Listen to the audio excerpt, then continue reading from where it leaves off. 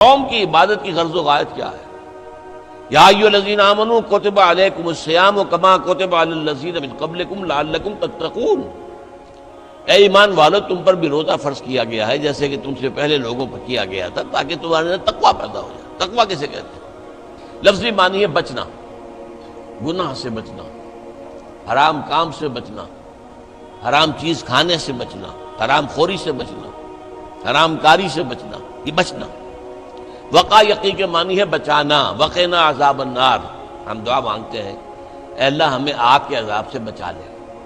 تو وقا یقی بچانا، اتقا یتقی بچنا، خود بچنا، تاکہ تم بچ سکو، تمہارے اندر تقویٰ پیدا ہو جائے، تم اللہ کی نافرمانی سے بچو، گناہوں کے ارتکاب سے بچو، حرام خوری سے بچو، اس لیے تمہارے اوپر روزہ فرض کیا گیا۔ اب اس کی حکمت کو سمجھیے۔ دیکھیے ایک ہے ہماری خودی، ہماری انا۔ جب میں کہتا ہوں میں، تو میں سے مراد کیا ہے؟ یہ ہاتھ میرا ہے، یہ پاؤں میرے ہیں، یہ آنکھیں میری ہیں، یہ سر میرا ہے، یہ جسم، میں کون ہوں؟ میں کی حقیقت ذرا مختلف ہے، انا، خودی، سیلف۔ ایک ہے ہمارا حیوانی وجود، اس حیوانی وجود میں وہی سارے تقاضے موجود ہیں جو حیوانات کے اندر ہیں۔ ہر حیوان کھانا جو ہے اسے چاہیے، اور انسان کو بھی چاہیے۔ ہر حیوان میں نسل کشی کے لیے شہوت کا مادہ ہے، ہمارے اندر بھی ہے۔ ہر حیوان کو کوئی نہ کوئی گھونسلہ ہو، کوئی بھٹ ہو، کوئی جگہ چاہیے رہنے کے لیے، آرام کرنے کے لیے، ہمیں بھی چاہیے۔ تو حیوانی تقاضے جو ہمارے وجود کے اندر موجود ہیں، ان کے لیے کہا ہے، فرائیڈ نے لفظ استعمال کیا ایڈیا لبیڈو۔ یہ ایڈیا لبیڈو بہت منہ زور ہے۔ بھوک لگتی ہے تو انسان کہتا ہے کچھ بھی ملے کھانے کو، حلال ملے حرام ملے کھاؤ۔ شہوت کا جذبہ جب جاگ اٹھتا ہے، برانگیختہ ہو جاتا ہے، تو پھر وہ تو چاہتا ہے تسکین ہونی چاہیے میری شہوت کی، جائز ناجائز، حلال حرام، صحیح غلط سب چھوڑو اس کو۔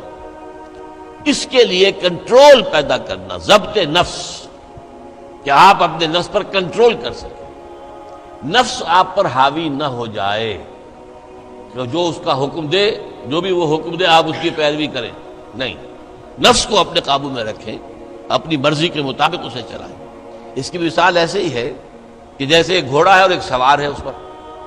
اب اگر گھوڑا منہ زور ہے، طاقتور ہے، اور سوار بیچارہ کمزور ہے تو کیا ہوگا؟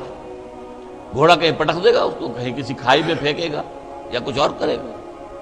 لیکن اگر سوار بھی طاقتور ہے اور اس نے گھوڑے کو دبایا ہوا اپنے دونوں رانوں کے درمیان، گھوڑا محسوس کر رہا ہے کہ میرے اوپر جو بیٹھا ہے وہ جاندار ہے، تو پھر ظاہر بات ہے کہ اب یہ گھوڑا سوار کی مرضی کے مطابق چلے گا، ذرا سا اشارہ ہوگا ادھر مڑ جائے گا۔ اسی طرح ہمارا یہ نفس ہے، یہ حیوانی وجود جو ہے، یہ گھوڑے کے مانند ہے، اور ہماری انا یا ہماری خودی یا ہماری سیلف یہ اس پر سوار ہے۔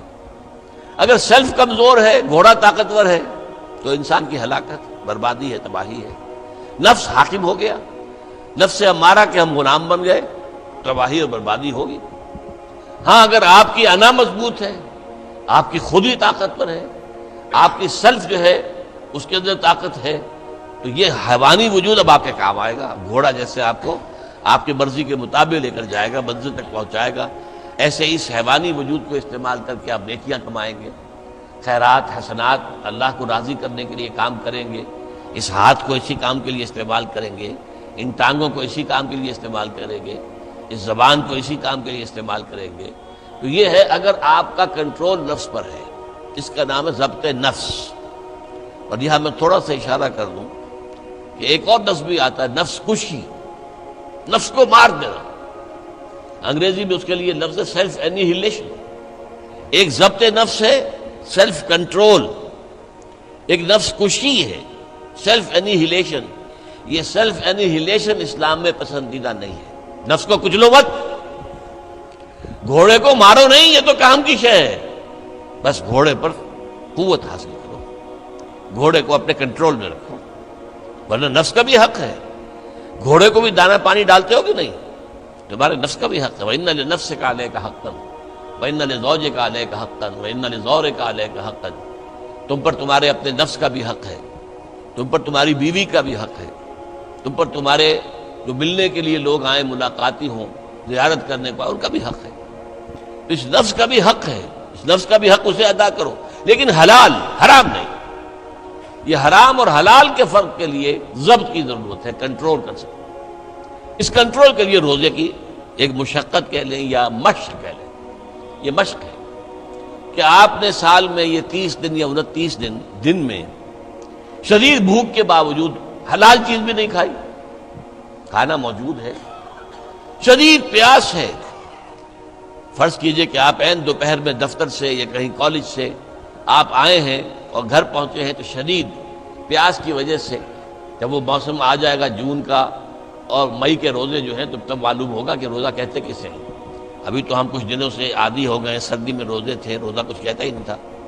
اب بھی ذرا ہے، کچھ تھوڑا سا رنگ دکھا رہا ہے، لیکن اکتوبر کا مہینہ ہے، اس میں وہ گرمی تو نہیں ہے نا۔ لیکن ہو سکتا ہے کہ اس وقت اگر روزہ ہو تو گلے کے اندر کانٹے پڑے ہوئے ہوں گے پیاس کی وجہ سے، اور گھر میں پہنچے تو معلوم ہے پانی موجود ہے، فریج موجود ہے، ٹھنڈا پانی موجود ہے، برفاب اور بھی ڈرنکس موجود ہیں، روح افزا کی بوتل رکھی ہوئی ہے، نہیں پینی۔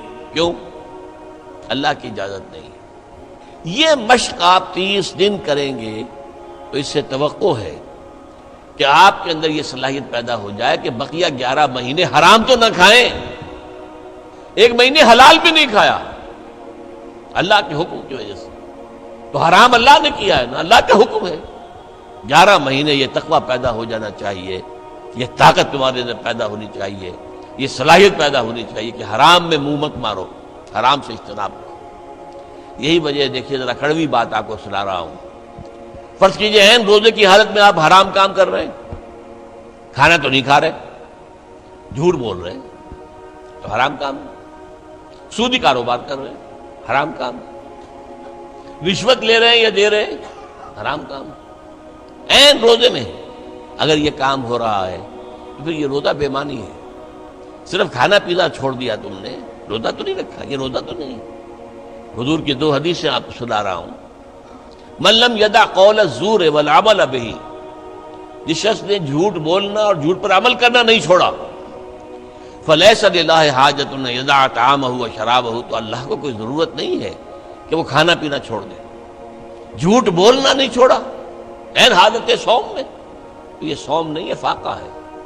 تم نے کھانا پینا چھوڑ دیا، بس روزہ نہیں۔ نہ اس میں روزے کی حکمت پوری ہوگی، نہ روزے کی غرض و غایت پوری ہوگی، نہ روزے کی برکات، روزے کے انوار اس سے پیدا ہوں گے، بلکہ بس یہ ہے کہ آپ نے دن بھر میں فاقہ رکھا ہے، اللہ اللہ خیر صلی اللہ۔ اس طرح ایک اور حدیث میں آتا ہے، کم من صائم لیس من صیامہ الا الجوع، کتنے ہی روزہ رکھنے والے ایسے ہیں جنہیں اپنے روزے سے سوائے بھوک کے اور کچھ حاصل نہیں، بھوکا رہا بس، منہ بند کیے رکھا، باقی روزہ نہیں تھا وہ۔ جب عین روزے کی حالت میں جھوٹ بول رہا ہے یا جھوٹے عمل کے اوپر، جھوٹے کاروبار پر عمل کر رہا ہے تو یہ روزہ نہیں ہے۔ تو روزے میں کھانا اور پینا صرف یہ ترک کرنا نہیں ہے، بلکہ یہاں تک بھی آیا ہے کہ فرض کیجئے کہ کوئی شخص آپ سے جھگڑ رہا ہے، گالن کو روز پہ اتر آیا ہے، تم یہ کہو کہ بھائی میں اس وقت کچھ نہیں کہہ سکتا، میں روزے سے ہوں، میں اس وقت تمہاری بات کا جواب نہیں دے سکتا، میں روزے سے ہوں۔ یہ بھی گویا کہ روزے کے تقاضوں میں سے ہے، جھگڑا نہ کیا جائے، فساد نہ کیا جائے، لوگوں سے لڑا نہ جائے، گالم گلوچ نہ کی جائے، یہ بھی روزے کے تقاضوں میں سے ہے۔ تو روزہ رکھا جائے پورے آداب کے ساتھ تو اس سے تقویٰ پیدا ہوتا ہے، اس میں کوئی شک نہیں۔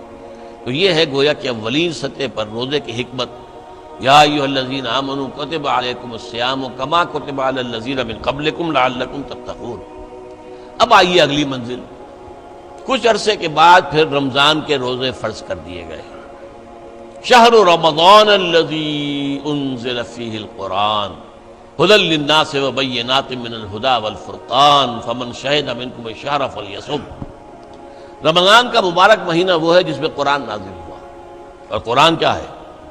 لوگوں کے لیے ہدایت، اور ہدایت اور حق و باطل میں امتیاز کی بینات، روشن چیزیں، واضح چیزیں، کھلی چیزیں، بین چیزیں۔ تو جو کوئی بھی تم میں سے پائے اس مہینے کو، نہ مریض ہو نہ بیمار ہو، موجود رہے اپنے گھر میں،